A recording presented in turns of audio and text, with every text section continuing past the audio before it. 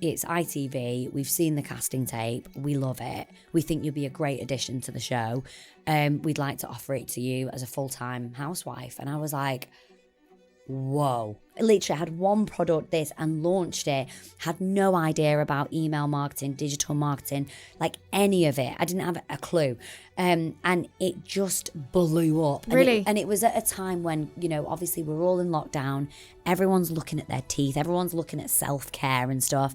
And everyone just bought it, which was amazing. But it just meant that the business had this insane year one. And then year two, as the hype of it started to die down, I didn't have the marketing. I didn't have the understanding of how to actually run this and bring in more customers that wasn't reliant on the show. The last 12 months, we 10x the business, we 10x'd it again, and now it's just, I think in 5 years' time, you know, I definitely want it to be, you know, turning over 50 mil. Yeah. 100%, and I think it's achievable. And just to put a figure on it, I don't usually put figures on things, but that I would love that. Got to manifest it. Manifesting. Follow your dreams and believe in yourself. Try not to listen to negativity, and there will always be people in your life, whether that's friends, family, people closest to you, that will tell you you can't do it. You've got to have that inner determination that you can, and be patient, because it will come. If you put the work in, it will come. My name is Claudia Green, and this is She Did That, the podcast shining a spotlight on remarkable women who are breaking barriers and proving that greatness knows no gender. From female founders who have raised millions of pounds, the investors changing the landscape as we know it, to survivors of tragedy who have achieved the amazing, and many more. We will share the stories of these incredible women who will inspire and empower you. In order to support us and these women, please subscribe on your viewing or listening channel of choice so we can continue our mission of sharing the stories that should and need to be heard. My guest this week is a very successful female entrepreneur, TV star. She's trained in dentistry. You may or may not have seen her on your TV screens. She has recently launched her amazing new product, which is now in 700 Boots shops around the UK. I am very thrilled to introduce Dr. Hanna Kinsella. Hello. Hi. Thanks for being here. Oh, thank you for having me. We've got so much to cover here. So much. I know we did some but probably most of that can't go on air. Yeah. Probably. No. Yeah. So let's start with, well, I always like to get like a background of you, your family, what you studied, just to give like really good context of how you got from there to here. Yeah, okay. So I grew up in Bolton, which is like north of Manchester. Yeah. Mum and dad, both Iranian, Persian. And yeah, so I mean, I guess it was a nice childhood, but I think like as a second generation, like, you know, it is difficult. You always have that, you kind of battle with that whole feeling of like, do I really fit in? And I think myself and my brother, like, we were always like, I was saying this to you earlier, we were the only kids with like different last names in our class. So I think there was always that kind of like identity thing growing up. But yeah, like mum and dad raised us, really strong knit family. You know, my mum and dad have got, you know, really good, I guess, family morals and values and stuff like that. So yeah, me and Cameron kind of grew up in Bolton, and then I went off and studied dentistry. I mean, I was never the smartest kid in school. You must have been if you studied Well, dentistry. no, honestly, I genuinely, do you know what? What made you think, teeth? Teeth, that's what I want to do. Yeah, I mean, listen, I wasn't the smartest kid in school. I wasn't actually very naturally clever at like science or maths or those subjects, but I did work experience when I was younger because my dad's very academic, and Iranian families generally, they tend to be very much like, okay, you're doing medicine, law, or dentistry. What do you want to pick? So it was kind of like, my dad was a very academic guy and said to me, go and do your work experience, go and kind of figure out what you want to do. And I did work experience with a really cool dentist. He was driving a Porsche. He was literally loving like, okay. I was like, a little bit of teeth plaque, but I get a Porsche. I'll pull a tooth out for a Porsche. But no, he was really cool. And I remember going to him and he was doing all these smile transformations and the patients were like crying. Like they had the mirror and they were like, oh my God, you've changed my life. Like it was emotional and I didn't really expect it to be. And I guess I was just like, this is good. Like I want to do this. Yeah. So yeah, it was really that dentist that I've got to thank for my whole career, really, because he was really good with me, and I was like, right, that's what I want to do, and that meant then that I literally had to study so hard. Like even at that young age, like kind of like determination was there. I was like, I need to study. And I failed quite a few times, like I had to resit exams and stuff, but I was just determined that I wanted to do dentistry. So yeah. Well, I think it's about, even if you fail, about getting back on the horse, because so many people don't, particularly in like careers within sciences. Yeah. And I think when you're younger, all you want to do is be with your mates and have fun. Like, let's be honest, no kid wants to go and revise. No. And it was hard because, like, I almost had to have that self-discipline even at that young age to be like, and what I will say is for, like, any kids out there or younger people that want to, like, study or do a career, whatever, it's so worth it. I know at the time it feels shit and you're like, I just want to go out, like, I can't be bothered. But like good things come to those who wait. And patience is one of those things that I think if I look back at myself now, I always tell myself, like, just be patient. It's all right. Like you'll get there, but you've got to put the work in. It doesn't come easy. So yeah. I think that's a good lesson though, because there are a lot of high achieving people that I know who have kids and I don't know, because they have always excelled so heavily and it's just come so naturally to them. I don't know if they're equipped to instill those lessons into their kids. I'm not saying I know this for sure, but can they relate? Like, you might fail and that's okay, but you can try again. Yeah, it's hard. Do you know what? I think as a mum and like as a parent myself, you obviously go through life, and I always say, like, pain shapes. If you go through painful experiences, it shapes you as a human being, and going through struggles and tough times, I think are all part of the experience. But when you've been through that and you're kind of like, right, and you want to give your child all the best stuff, because you think, well, I never had that when I was growing up. Like, I want them to have this. I want them to have this experience. I never had a birthday party that was lavish and all this sort of stuff. I want them to, but then indirectly what you're doing is you're actually kind of overprotecting them from the real grit of life. And that's one of the things that I think a lot of parents who, go on to be successful or, get money, get a lot more money than they grew up with. It's really tough then not to spoil your kid. Yeah, you've got to kind of strike a balance. Yeah. Because, it's probably tough. You were probably the same as me. You got maybe a creepy clown. Yeah, literally. That you shared with someone from school. Yeah, literally. And a bit of pass the parcel. That was it. Yeah. Go bowling, like 6 little kids bowling, and that was it. That was your party. It was never, but some of them I see now, I actually met someone the other week and they said that they'd rented a horse and carriage. Wow. And I thought, that's a bad idea. I mean, do you know what though? Like, this is where I'm so guilty because I do love a lavish party. You? No, I did. I actually didn't get a horse and carriage, but I do throw lavish parties. I get it. It's tempting because I love it, fun. And also it's fun, and I think it's because I enjoy it myself. And I always think when I was a kid, like, that was one thing, like, I always really wanted, like, and so, that's one thing I do like to spend my money on, like, instead of kind of when I was younger, it was very much like designer handbags and designer stuff.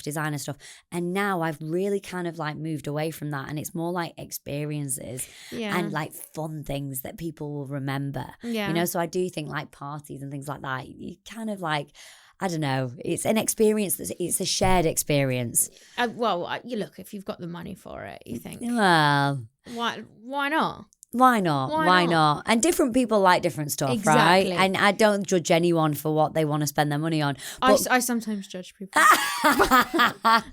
literally like horse and carriage, judged. Yeah, a little bit. Half of me was like, that's really cool. Yeah. And the other half of me was like, what is your kid going to turn out? Yeah, literally. You're breeding a monster. Yeah, maybe. Yeah. I don't know. Yeah. It is hard though. Like going back to that, like, you know, it is tough as a parent to get it right, I think. Like if you do, you're damned, and if you don't, you're damned. If you don't, you're damned, you do, you're damned. It's a lot tough. of criticism and there's a lot of judgment, and I just think, you know, unless you're doing something that's negligent, people should really just stay out of it a bit. Yeah. I couldn't cope with that. Anyway, let's go back to pre-kids. Pre-kids. So you graduated after what, 7 years? It was 5 years at uni. Oh my goodness. Yeah, it was a long time. I mean, don't get me wrong, I partied for 3 of them. Okay. Like literally, I had a great time. But then I failed my first year. I had to resit the exams. Yeah. So I failed the first year because I was literally crazy. Like I got to uni and it was like freedom, yes. And I'd worked so hard to get there. So once I actually got there, I loved to party. Like I just loved it. Like literally freshers week, all my friends, like met all these people out every single night, and just got to the end. And I remember sitting in the exam thinking, I have no idea. And it was terrible. And then I was like, that was a wake-up call. I was like, shit. And so that whole summer, I had to then learn the whole of that whole first year to resit the exam. But it was worth it. But then, and then eventually it was like, so after 5 years of slog, and I had a good time at uni. It was good fun. How do you get your first job when you're a dentist? Who actually wants you to touch their mouth? Well, you've got to do a year of vocational training. Okay. So that's kind of like under a dentist supervision. Yeah. So I did uni at Liverpool, and then I really wanted to move to London because I was like, London, like big city, wanted to live in London. So I managed to get my vocational training in London. Oh wow! So I came here for a year. I lived in Clapham, which was very yuppie. Yeah, darling, Clapham, Clam. So lived in Clapham, loved it.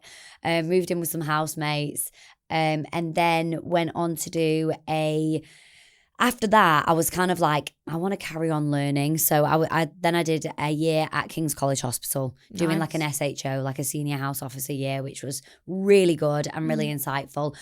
And then after that, I was like, what do I do now? Like, what do I do? Like, do I go back to practice? Do I do hospital dentistry? And I had a friend who had a practice in Clitheroe, which is back up north. Yeah. Really nice practice. And so I thought, you know what? I'm going to go back up north. So after 2 years in London, went back up north. And funny actually, because when I did move back up north, obviously me and Martin we were friends at uni. Nothing ever really happened at uni. We were always just friends. And then when I came back up north, I was like, oh, I wouldn't mind learning a bit of Botox and filler actually. Like, you know, dentists can do that now. So I really want to do that. So wait, you know how to do that? So I messaged him. Did you bring a syringe? Got it in my bag, babes. We'll have a little sesh after, little Botox party. So then I messaged him because he was the person that I knew up north, and I was following his journey on Facebook at the time. Yeah. And he was smashing it, and I was like, "Who? This guy is actually like doing really well. Like this mate." Was that there I had any in part uni. of you that was like, I fancy him a bit? Well, that is a funny story, really, because like I literally messaged him and I said, "Could you train me? Like, do you know him?" And he said, "Oh, well, why don't you come to the Cheshire clinic? I've got a clinic in Cheshire now." I was like, "Okay." Anyway, I went to the clinic. And I sat down, and his mum was actually on the reception. I didn't really know it was his mum at the time. So he went there, sat down, and you walked in, and I remember it was literally like a scene from a film. You know when you see their shoes first, and then you look up, and I was like, oh my God, you've changed. Oh. And he was like in shape. He was wearing this suit. He was like looking fire. And I was like, you really weren't like this at uni. You didn't, I didn't really remember you like this. And yeah, so he's like literally he took me into his little like office with all his certificates all over the walls. Is this gonna get a bit 50 Shades of Grey? It's gonna get a bit 50 Shades, and I was like, Christian Grey, Mr. Grey, Martin Kinsella. And anyway, so then he was like, yeah, like we caught up, and I was like, oh my God, like I need to go out with this guy, literally. I love that. And then at the end, he was like, oh, Joel, we should get some dinner sometime, and I was like, yes. Yeah. And then we sort of started dating. Yeah. And I've not really shared this story much before actually, but we were dating. I love getting exclusives. Let's get into it. Why not? But then we started dating, and he had about, honestly, he was like a proper player at the time. Really? Yeah, in and around Hale, like where we live, like Martin was like known, you know? Yeah. And there was loads of like women, I think, like sizing him up and trying to get with him and stuff. So it was a bit of like a cat and mouse situation. And we were dating for about 3 months. And this one night, my hairdresser, Chris, at the time, he came round to my house and we literally sank 2 bottles of wine. He did my highlights and we sank 2 bottles of wine. And he was like, babes, what is going on with this Martin? Like, you need to literally put your foot down here, babe. You're 28 years old. You're 29 or 28, 29. You're looking for something serious here. He can't just be having you on. And I was like, you're right. You're absolutely friggin' right. Pissed writing this message. Like, I like you, but I need something serious. Anyway, he didn't reply. Whoa, no. I was like, oh my God. Thank God you were drunk. Exactly. And then the next morning I woke up with a headache. I was like, oh, like I had to go to work.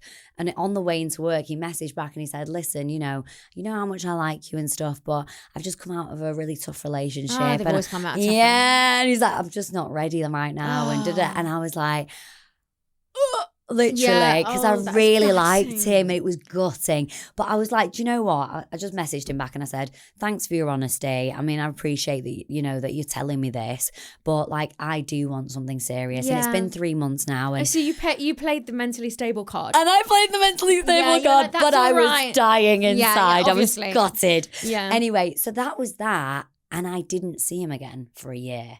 Oh my God. Like we cut ties. I got with someone else. He got with someone else. And that was it. And then a year later, I was doing a lip filler course in London. Yeah. And we all went out after the course. Like, I really got on with the guy who's doing the course. And he was like, I'll come for drinks later. And I was like, yeah, okay, let's go. And I was in, was it Nobu? Novikov. Oh. And I was at the bar, looked to my left. Martin Kinsella is right there. Although, red flag, what's Martin doing in Novikov? We all know the kind of clientele in Novikov. Well, this was like 8 years ago, bear in mind, or however long it was, I don't know. Martin, what were you doing? What were you doing in Novikov? What was I doing in Novikov? I don't know. Anyway, and he was there and it was random, like literally out of the blue. This is fate stuff. Fate stuff. And he was like, oh, you know, let's go and have a drink, let's have a chat and whatever. And he was like, oh, you know, I've really missed you. So I was like, don't give me that. I was like, you didn't want anything serious. He's like, yeah, but you know, I've really missed you and da-da-da. And then that was it. Like 8 months later, we were engaged. 8 months? Yeah. Like, living for this story, by the way. Honestly, we were engaged. Boyfriend, take note. Literally. And then we got married and then had a kid and then had another kid. And that's just how it happened. It was crazy. That is incredible and I love it. Honestly, mad. That is mad. So at what point... Yeah. Because we obviously have to cover the part that you're on TV. Yes, TV show. How on earth did this opportunity even arise? Yeah, so Martin, actually, it was all through Martin because he obviously was quite a well-known doctor in Cheshire, and a lot of his clients, he had a lot of like celebrity clients at the time, and one of the girls from the show, Lauren, is one of Martin's actual patients. Right. And for ages, the show had been trying to get him to come on as like a doctor, but they wanted him to go out with a girl called Ann Peaker, who was on it at the time. Remember, yeah. Yeah, so they wanted him like to set him up on this date with Ann Peaker. But he was taken. And well, no, this was before I got with him. And he was like, absolutely friggin' not. No offense, Ann Peaker, if you're watching, but he was like, I'm not doing that. Yeah. So, and then when we got together, he obviously told me that, you know, they'd contacted him. They wanted him to go on as a doctor. And I was like, do it. Or you were like, It was me. call them. I was like, why don't you do it? I was like, honestly, and I genuinely didn't even think about me at the time because they wanted him as the doctor on it. And I was like, it's great for your business. You know, it's marketing. Get on there. Do a treatment and see what happens. And he was like, you know what? Okay, right. Yeah, well, maybe I will. And he went on, he did the thread lift on Lauren and he had about 50 bookings off the back of that. Really? And it's a $2,500 treatment. So it was 3 minutes he was on air. And I was like, see, it works. Yeah. And then the producers got wind that we were getting engaged.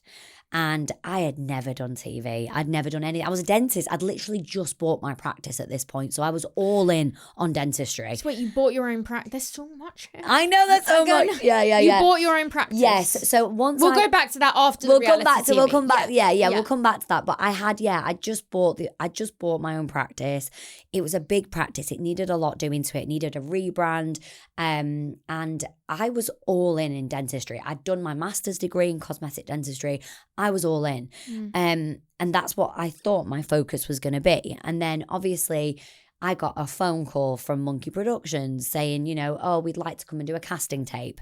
And I was like, all right. And they do a lot of casting tapes in Cheshire. Every woman and a dog has been on a casting tape in Cheshire.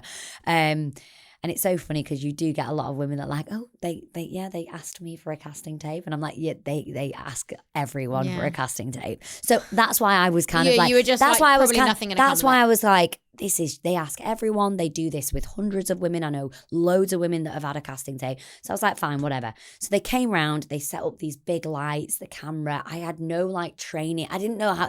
And anyway, it was just myself and this producer and she was just asking me questions. And that was it. It was literally half an hour, questions. And she was like, okay, we'll be in touch. And I just genuinely thought nothing of it. I thought there's no way. Like there's so many women in Cheshire. It's just not going to happen. And then I was literally doing a filling on a patient and got a phone call to my practice from the production company and from it was from ITV. Can you just come in? And I literally said, oh yeah, I won't be a minute. Blah, blah, blah. Went downstairs, had this phone call and they were like, it's ITV. We've seen the casting tape. We love it. We think you'll be a great addition to the show. We'd like to offer it to you as a full-time housewife. And I was like, whoa. Like, oh my God. That's when it all became real. I was like, shit. Like I actually have to think about this now because there was loads of things running through my mind. Like, you know, it's a reality show. It's renowned for arguing. It's renowned for confrontation. Is it going to paint me in a professional light? Is it going to damage my image as a dentist? I've got patients. I've got an Iranian family who are going to be watching every single move on them. My dad is not going to be happy about it. I just had all this stuff in my head and I was like, oh my God. And then, I had to go and like speak to Martin and be like, what do we do? And was he like, hell yeah? He was like, yeah, but I think he was up for it. Definitely up for it. But I think he had his reservations as well. We both did. Like we were both like, it's fair enough because they like to, it's supposed to be entertaining. And when you're trying to be taken seriously as not just a dentist, but a business owner. Yeah. Then obviously. There are a lot of tricky things that you've got to navigate when you're on a reality show, but you're still a professional person. So that was the thing. I think if I didn't have the dentist thing, you know, I could just go in and be like, just be myself completely and let go. Whereas I had to think about those things, you know? That must be tough because I love watching reality TV. Yeah. And I watch and I think, would I do that? And then I think, I look back, except you though, but I haven't watched it religiously. Sorry. No, it's fine. Don't worry, babe. So I don't know if you've don't had, watch it. I don't know if you've Don't had watch your, it. I don't know if you've had a villain era, but I noticed in every single reality TV show, everyone has a villain era, and I thought, imagine having to go through that. Yeah. And yeah, some of them are very successful after. Yeah, I mean, I didn't have a villain era. I had a victim era. Like, I went into the show and I didn't really know what I was getting myself in for. I was naive, and and for the first 3 years, it was tough because I kind of went in and they positioned me very much as, you know, been to uni, been educated, independent woman, don't need a man. I'm an independent lady, which is fine. And it is all the things that I do stand for. But then when you're in a group of women that are kind of, some of them are footballers' wives, or some of them have, you know, been on Page 3, or some of them, they're going to be like, who the fuck do you think you are? You know, and that's where it started for me, you know, and I didn't know quite how to navigate that, I guess. I think they it mean was, to you? Well, listen, I think you go on a show like that. Off camera. I never forget what Dawn Ward said to me once. She went to me, yeah, listen, she went, you're not on Little House at Prairie. And I was like, you're right, I'm not. I am on a reality show and I do need to man up. But I'll tell you something, I grew a thick skin and I learnt fast, and I was able to not only get through my victim era, but then also stand on business and own it. And actually then became one of, you know, the fundamental characters on the show, you know, well, not characters, but you know what I mean, like the fundamental housewives on the show. I've made some incredible friendships, some friendships that started off that I thought there's no way I'm going to be friends with her, and it flipped 360. So I think I left in such a great place. Yeah. You know? Do you have a Real Housewives bestie? I think Rachel Lugo is my bestie from the show. Yeah, me and her, we started off on a rocky path, but then it's her humour is the same as my humour. And I think a lot of the times on the show, my humour didn't really come across. I think because I was in a lot of the crossfires in terms of I was defending myself a lot, or I was in confrontational situations. My like funny side wasn't really shown on camera. Whereas me and Rachel off camera were goofing around all the time. Like we were laughing, joking. And I guess that's where platforms like TikTok for me have been really good, because it's been where I've been able to express like my actual personality. what you're really like. And some people are, and loads of people comment on, you know, my TikTok and stuff, and they're like, we never saw this on Housewives. Like, you were so serious. Like, you always came across so serious. And I was like, well, it's just the way that my journey was on Housewives. So yeah.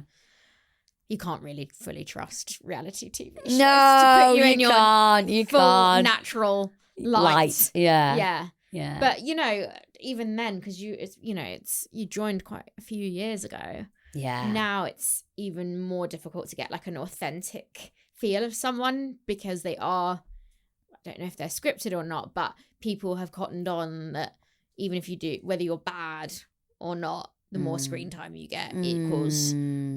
Yeah, there's a formula, isn't there, that people are following. More followers, more brand deals, more money. Exactly. And I think that's what's so nice about when I went on Housewives, and also with me not really knowing much about the show, it was very authentic. Like the relationships between me and Dawn, and then, you know, Tanya and you know, then me and Seema and me and Rachel.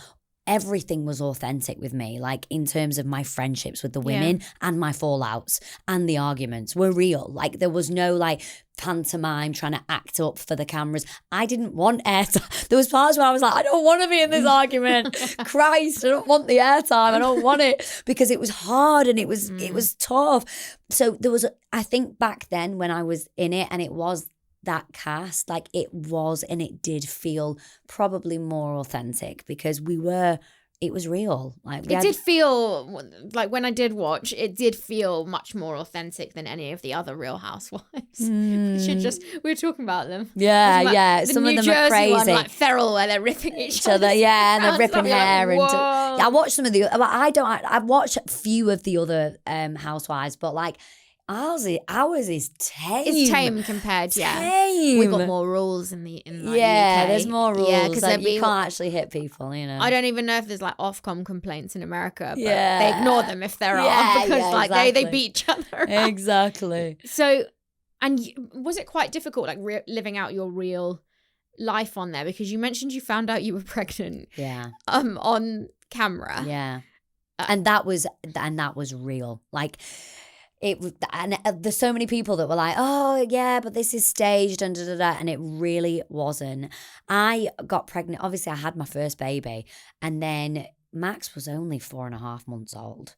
And literally with Max, we tried. Like we were like, right, for 9 months, we were like, right, ovulation, sticks, da, da, da. Like I was like, freaking hell, it's hard to get pregnant. All those scares you had when you were younger. Yeah. Oh, no, for me, it was tough, like to get pregnant. And like, it wasn't tough because it only took me, I know some women really struggle with fertility, but it did take, 9-10 months of trying, actively trying.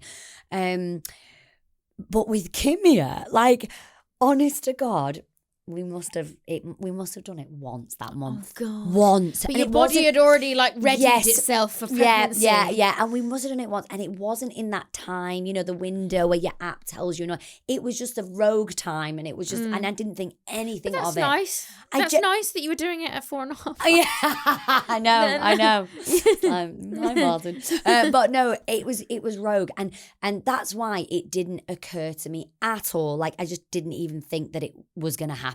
Yeah. And we were away in Edinburgh, in Edinburgh, and Rachel, I said to Rachel, I was like, I feel knackered. I was like, and there's a weird sensation when you're pregnant, like the tiredness from early pregnancy for me is something else. I just felt wiped out, but I was tired, and I genuinely thought I had COVID. Like I thought it was COVID. I had a bit of a that cough. kind of tired where you were like cough, breathless from the exhaustion. Yeah, and I was knackered, and I was just like, oh my God, we were doing a yoga scene with who was it? Was it Perla at the time, or one of the other cast members? And I'm there trying to do like the downward dog and outside, and I was like, I'm knackered. And I went into the van, where all of the snacks and the camera stuff is, and so I went and sat in there, and I was like, I'm knackered. And I text Rachel and I said, Rachel, I don't feel right. There's something wrong with me. I was like, I need get me a test. I don't know what, like it might be something. I don't know. I just had a weird feeling. Someone came over me. I said, get me a test. And because we were drinking as well heavily in Edinburgh. I mean, I shouldn't really admit to that, but we were. And I was kind of like, if it is anything like that, I want to know. Like, anyway, so Rachel was back at the hotel. She ran over to Tesco, got like some like this massive giant bag of Watsits, because I was like, get us some Watsits, get us this, get us some Watsits. She got us some Watsits. She got us like, because we were sharing a room, because me and Rach always share a room together. She got us some Watsits. She got it, and then she got a pregnancy test, and she put it in, like she grabbed it all like this, running back to the hotel room. And as she was back into the lobby, the producer, one of the producers, was in the lobby and was like, hi Rach, like, oh, where have you been? Da, da, da. And Rachel's holding the shopping like this.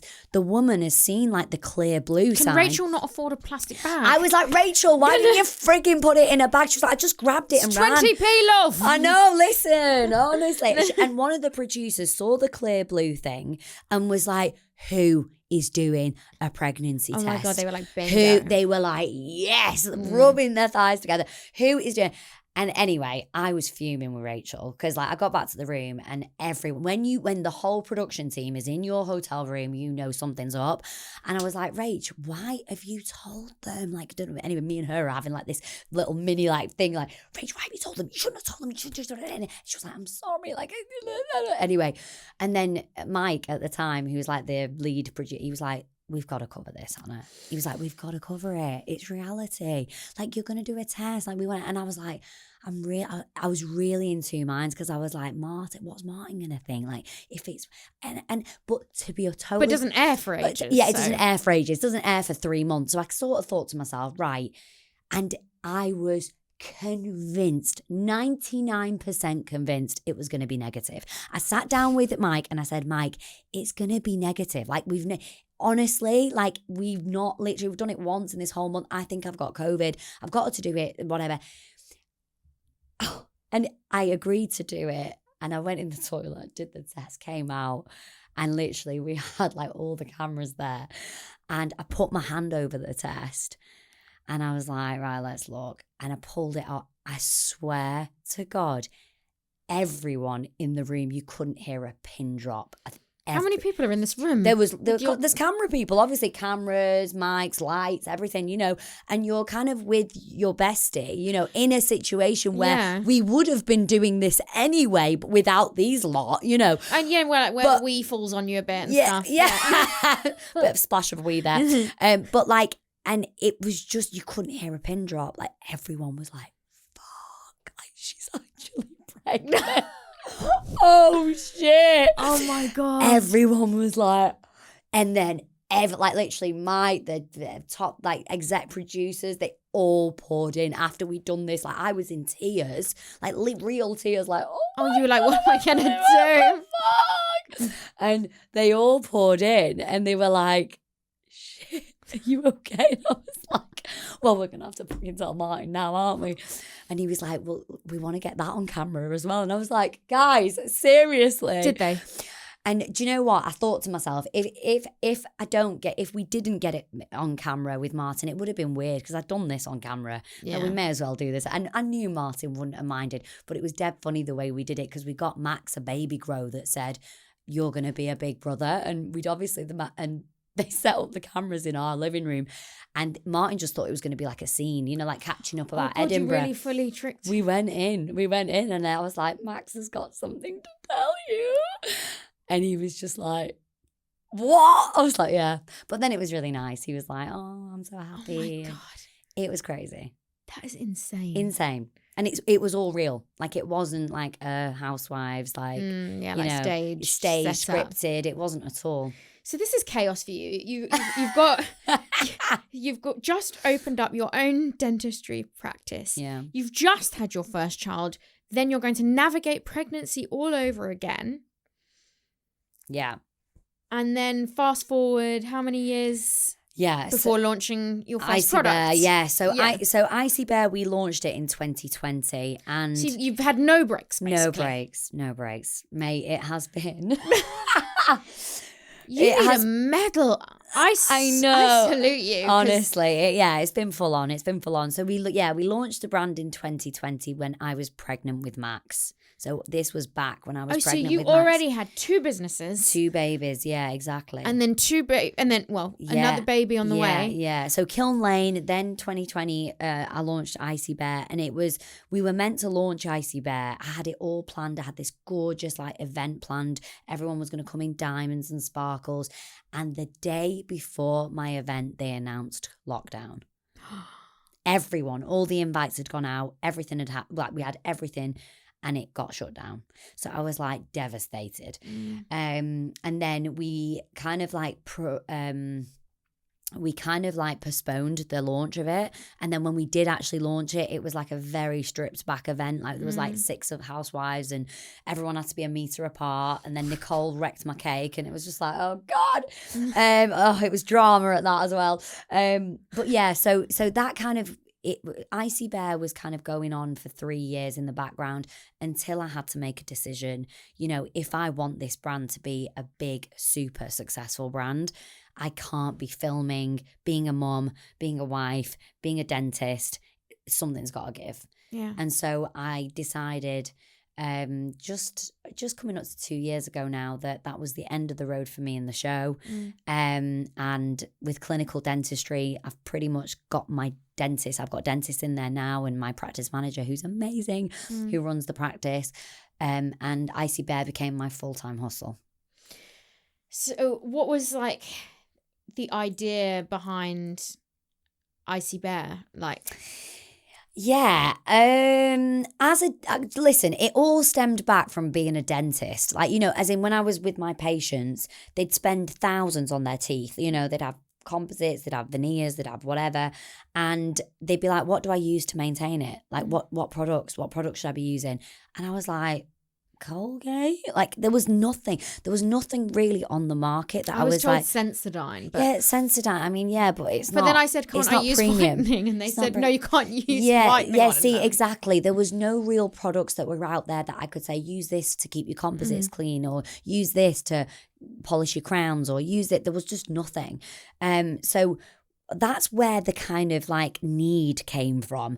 So I always knew that there was something that I wanted to launch or have my own product. And then obviously being on TV, you know, is a fantastic platform. And I thought, this is a great opportunity. You have like a ready and waiting audience. Yeah, exactly. It's a great opportunity to launch something. But being on TV doesn't mean that you're going to have a successful brand, because it's a great platform, but if you have a great product. Yeah, if you have a great product, and also an understanding of e-commerce. Like, you know, it's not just a product and a website. And that's all I did. You know, I had a product, I had designed the packaging and the logo, and I had a lovely website. And I thought, like, at the time, I thought it was lovely. Now I look back at that website and I'm like, God, it was awful. But literally, I had one product, and launched it. Had no idea about email marketing, digital marketing, like any of it. I didn't have a clue. And it just blew up. Really? And it was at a time when, you know, obviously we're all in lockdown. Everyone's looking at their teeth. Everyone's looking at self-care and stuff. And everyone just bought it, which was amazing. But it just meant that the business had this insane year one. And then year two, as the hype of it started to die down, I didn't have the marketing. I didn't have I didn't have the understanding of how to actually run this and bring in more customers that wasn't reliant on the show. So year two, it started to dip down, and year three, it was making a loss. And we nearly had to call it a day, year three. And then I was like, I need to learn. So I literally got onto YouTube, started to educate myself. I was like, right, this is how we do it. This is how we do it. This is how we do it.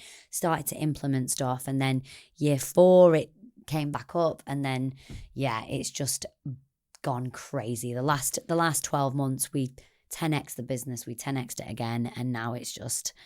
That's incredible. And what do you think do you think the marketing is the main thing that's attributed to that success? I think the marketing has been a big part of it. I also think like me learning and understanding each element has also been a huge part of it, because you can't direct people to do things you don't know what it is. Do you know what I mean? It's like, a very tricky thing. You have to kind of be a jack of all. Yes, you do. Because there are so many facets with a you know, a direct to consumer business. With a physical product, it's a lot. There's so many different elements. Operations, inventory forecasting, stock forecasting, marketing, social media, like every element, email marketing, everything, every part of it, you've got to have an understanding of. And it's not been easy. I think people sometimes, they see like the success, or they see this and they go, oh, you know, I wish I had that, or I'd love that. But a lot of the times you envy the end result, but you don't envy how you get there. No, a lot of people, they don't really see the hustle that goes into it. And they've probably seen you on TV and thought, well, it was a bit of an easy segue into it. But they don't see when you made a loss, and when you're thinking, oh my God, I can't do this anymore. But it's a completely... TV, completely. And I think the TV, like I said, it gave us a good springboard. But the real work started 3 years later. And I think that's the key thing, is that it's like, if you don't know your product and you don't know your market and you don't know how to delegate these things and broadly understand everything, then you could have 8 million followers on Instagram. It's not going to sell your product. You have to become, you know, an e-commerce entrepreneur, which I think, which is impressive for you, because you're already like a woman I know there's lots of female dentists now, but that's a fairly newish thing. So, you know, a woman in science. This is STEM. Scientist. Yeah. And TV, so you're obviously personable. And then also you're going on this, you know, massive entrepreneur journey. Did you worry, or was there any point where you thought, will I be taken fully seriously for this? Yeah, definitely. There was a lot of points where I questioned my decision on to go on to Housewives because of credibility. You know, I thought, have I done myself a disservice in a way, because I'm now going to be a housewife and in that box, you know, and trying to actually move away from that and become known for my brand or for my expertise. I guess the good thing is that no one can take your degrees away from you. No, I mean, you have a doctorate. Exactly. So you know, that was something that I always could hold on to because I am a dentist, and whether I've been on a reality TV show or not, I know how to do a root canal, and you know, and that's not going to go away. So very useful. This is very expensive. So exactly. So I think that was kind of like that was the core thing that I could really hold on to. But I think then moving into kind of being a brand owner and an entrepreneur, it's so, I can't tell you how proud it makes me. And it's so nice when I am now out and about and people come up to me and they'll say, oh my God, I've used your strips, or oh my God, I've bought Icy Bear, because it used to be, oh my God, I saw you in an argument with Dawn Ward, or oh my God, you're my favourite housewife, which I still get, which is still nice and lovely. Yeah. But to see the shift now from being known from Housewives to being known from Icy Bear is like really, really makes me really proud. Yeah, it's an accomplishment. And you just launched in 700 Boots stores. Yeah. Massive. That's crazy. Yeah. I mean, do you literally have to just reach out to the buyer? Well, how does it work? Or do they reach out to you? Yeah, I mean, it's getting your foot into retail is tough. Like there is so much competition and there are so many different brands that are approaching buyers all the time.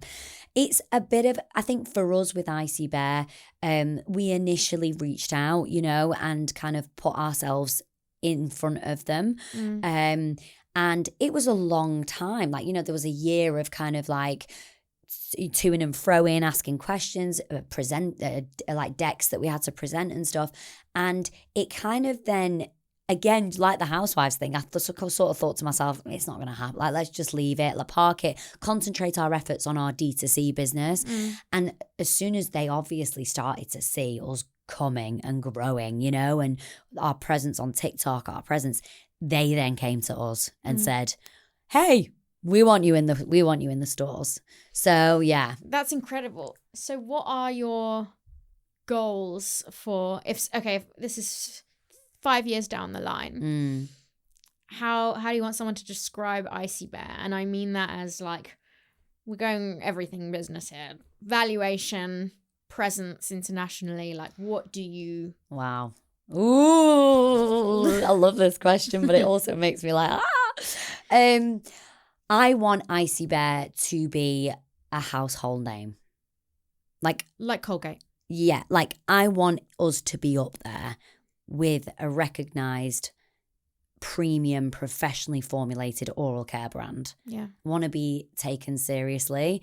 And we may not have the kind of the time that Colgate has had or the time that Oral-B has had, because they have been around a long, long time. We're new, but I want us to, you know, take a slice of the market. Yeah. For sure. So yeah, I think in 5 years' time, you know, I definitely want it to be, you know, turning over 50 mil. Yeah. 100%. And I think it's achievable. And just to put a figure on it, I don't usually put figures on things, but that I would love that. Got to manifest it. Manifesting. And yeah, and I really want to get back into my kids' range. We started with Icy Bear Cubs, which was our kids' range of things, but we kind of put it on the back burner because we were just concentrating on growing Icy Bear. So I would love to reignite that and kind of grow and develop that alongside the main brand. Yeah. Yeah. You are an ambitious woman. I know. But it's brilliant. Ah! No, I think it's incredible. Oh, and I think it's nice to see. I know it's scary. It must be really scary breaking into a very old market that hasn't had a lot of new players. No, it hasn't. For a long, long, long, long time. Yeah. But do you know what? First of all, you're a dentist. So people are going to trust something that's formulated by a dentist. Second of all, it's quite nice to be able to buy something off a shelf where it's like, that girl's like me. Yeah. She's my sort of age. She knows how I want my teeth. I don't just want to be told about healthy gums. I get it, they're important. But I want white I want white teeth. Gorgeous white teeth. So I think that you have like a customer base probably that are just relating a lot to you. And that's probably extremely helpful as well. Very quickly, what's your advice to younger women out there trying to make it? I think follow your dreams and believe in yourself. Try not to listen to negativity, and there will always be people in your life, whether that's friends, family, people closest to you, that will tell you you can't do it. You've got to have that inner determination that you can, and be patient, because it will come. If you put the work in, it will come. I love that. Yeah. All right, well, I can't wait to try Icy Bear. I'm going to send you everything. Okay, I love it. And I hope that it's just nothing but success for you. You deserve it. You've worked your ass off. Thank you. Thanks for having me. Pleasure.